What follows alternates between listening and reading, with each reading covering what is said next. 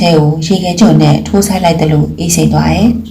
ဒီအရာကြီးကသူမကိုရုပ်ပိုင်းဆိုင်ရာအရာတက်ဖြတ်ဖို့ထက်သူတို့နှစ်ယောက်ကြားယုံကြည်မှုတွေကိုအရှင်လက်လက်ခုတ်ထစ်ချင်းမှပြဖို့ပို့ပြီးအရာသာတွေ့နေရဖြစ်တယ်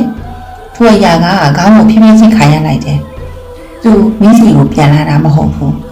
တောဟုတ်ကြီးကသူ့ကိုထွက်ပြေးခွင့်မပေးလို့အကြောက်လွန်ပြီးပြန်ပြေးလာတာဒါပေမဲ့အခုငါသူ့ကိုလမ်းဖွင့်ပေးလိုက်ပြီအဲ့ဒါကဆုံးလာတဲ့တပြိုင်နက်ရွှေပြင်ကျဲရဲ့အပြင်ဘက်ခက်လက်လက်စီကနေတည့်ရဲ့ဆွေလေးကိုနင်းမိနေတဲ့ခြေတံလေးတစ်ခုထွက်ပေါ်လာခဲ့တယ်ဖောက်ခြေတံကအရင်နေကွေးတယ်လေးလံတယ်တလိုင်းကြီးကြီးကိုဆုံးဖြတ်ချက်ချဖို့အချိန်ယူနေရတဲ့အတိုင်းပဲသူအခုလမ်းဆုံးမှာရောက်နေပြီတွင်နီတစ်ဖက်ကအတားအုံကိုလုံးလုံးကြိုးကြိုးဆင်းသွားနိုင်တဲ့လမ်းနောက်တစ်ဖက်ကမင်းရှိနေတဲ့ဒီရွက်ပြင်တဲလေးစီပြန်လာမယ်လမ်းထိုအရာရဲ့အမဲအောင်တငယ်အိမ်ကြီးကစစ်ပေါက်စီကိုစိုက်ကြည့်နေရဲ့သူဘယ်လမ်းကိုရွေးမလဲဆိုတာငါတို့တူတူစောင့်ကြည့်ကြတာပေါ့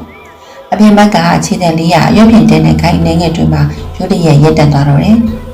ရုပ်ဖြစ်တဲ့ပြင်ဘက်ကခြေတံလေးရက်တက်သွားတဲ့အချိန်မှာစကားတန်ကတိတ်ဆိတ်သွားတယ်အထင်းမှာရှိနေတဲ့နွေနည်းရဲ့အာယုံကအပြင်ဘက်ကခြေတံပါရှိစီကိုပဲရောက်နေတယ်တကယ်တော့အပြင်ဘက်ကခန့်ငယ်ရဲ့ခြေတံဟာတော့အထက်အဝေးတနေရာဖြစ်ပြီးနွေနည်းသက်မှန်လူသားဒါနဲ့ကြားနိုင်စရာကြောင့်လုံးဝမရှိဘူးဒါပေမဲ့နွေနည်းနားထဲမှာတော့ရုပ်ဖြစ်တဲ့နေရာကကနေနင်းလာတယ်လို့ရှင်းရှင်းလင်းလင်းကိုကြားနေရတယ်အပံကအလီထဲမှာပိတ်တင်ထက်နေရမဟုတ်ပဲတဲ့အမိုးတင်းနေရဲ့ကျမ်းမြေခုံလုံးကနေတပြိုင်နဲ့ထွက်လာနေတယ်လို့ပဲဘေးနားကအရာကလွယ်နီတိချကြအောင်ခံစားရအောင်တမင်သက်သက်လုပ်ပေးလိုက်တာဖြစ်တယ်။တဲရင်နေရစီကနေပြီးနေတဲ့အိစက်နေတဲ့သက်ရှူတဲ့မျိုးကိုရှင်းရှင်းလင်းလင်းကြားနေရတယ်။ခန့်ငယ်တယောက်အသက်ကိုလူရှူနေရပြီးသူ့ရဲ့တည်ရည်ကြည်တံမရိပ်တံတွေပါတက်တဲ့လေးထွက်ပေါ်နေရဲ့။သူ့အရန်ချမ်းနေပြီပြီးတော့အရန်လည်းကြောက်နေပြီ။ပေါက်ချိန်တန်တလက်အနောက်ကိုဆုတ်သွားတယ်။ရွှေပြင်တဲ့ဝေးရဘက်ကိုလှမ်းလိုက်တဲ့ခြေလမ်းဝင်းကြီးရင်ပတ်တဲ့နှလုံးသားတစ်ခုလုံးအောက်ကိုပြုတ်ကျသွားတယ်လို့ခံစားရတယ်။သူမရဲ့လက်ချောင်းတွေကဇီယနာတက်ကိုအတင်းဆုပ်ကိုင်လိုက်ပြီးရဲ့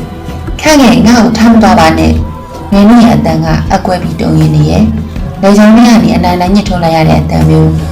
ငါတောင်းမှမှာရဲ့ဆိုတော့ငါပြောခဲ့တဲ့စကားတွေအကုန်လုံးတန်ငါတောင်းမှမှာရဲ့ငါ့ကိုဒီမှာတယောက်တည်းမထားခဲ့ပါနဲ့။အပြင်ဘက်ကခြေတံထပ်ပြီးရက်တက်သွားပြန်တယ်။ခန့်ငယ်ရဲ့တက်ရှူတန်တွေကပိုပြီးမြန်ဆန်လာရဲ့။သူလုံးဝကိုကြက်ရိုက်ပြီးရဲ့အရှိကိုဆက်သွားရင်သူလက်မြောက်မယ်ဒါပေမဲ့သူ့ချစ်သူကိုဒီကြောက်မဖို့ကောင်းတဲ့တော့ဦးကြီးထဲမှာတေချာပေါက်အသေးခံမှုဖြစ်ထားခဲ့ရမယ်အနောက်ကိုပြန်လှည့်လာရင်တော့နှစ်ယောက်လုံးအသက်ရှင်ဖို့လမ်းသာမရှိဘူးဆိုတဲ့အသေးဟာသူ့ကောင်းထဲမှာအပြည့်နေရာယူထားတယ်အထက်ကအရာကတော့လွယ်နည်းရဲ့မျက်ရည်တွေခန့်ငယ်ရဲ့တူလူမှုတွေကိုကြည့်ပြီးအရသာခံနေရဲ့သူ့ရဲ့နှာခမ်းတောက်တွေကအပေါ်ကိုအနှဲငယ်ကွေ့တက်သွားပြီးမျက်လုံးတွေကအမဲအောင်တငယ်တွေကလည်းပိုပြီးကျဉ်ပြန့်လာရဲ့လူသားတွေရဲ့တန်ရုံးစီဆိုတာပြင်ကိုမြင်လာတော့မခိုင်ခန့်မှလာနေပြီကိုယ့်အသက်ကိုလူရမယ့်ချိန်ရောက်တော့သူလည်းမင်းကိုကြောက်ခိုင်းသွားခဲ့ရပဲအဲ့ဒီအရာကလွယ်နေလက်နှောက်ကပ်ပြီးလေမုန်းတန်နဲ့လှောင်ပြောင်းလိုက်တယ်ခန့်ငယ်ငါ့ကိုကဲပါဦးလွယ်နေကအပြင်ဘက်ကိုနောက်ဆုံးချိန်အနေနဲ့အော်ဟစ်ကိုတောင်းလိုက်တယ်သူမရဲ့တန်ကရွှေဖြစ်တဲ့ကိုဖောက်ထွက်ပြီး